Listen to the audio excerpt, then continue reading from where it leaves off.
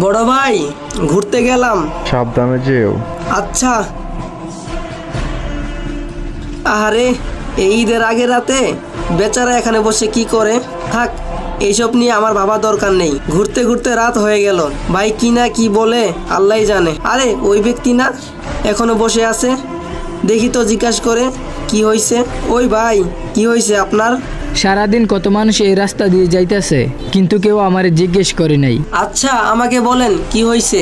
আমার কেউ নাই, আমার বাবা ছাড়া। কিন্তু আমার কপাল খারাপ, কালকে আমার বাবা আমার জন্য মার্কেট করতে গেছিল।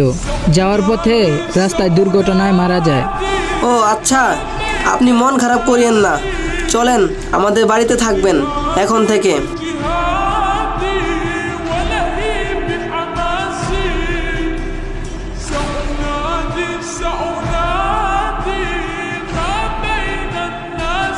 আসেন, এটা আমাদের ঘর।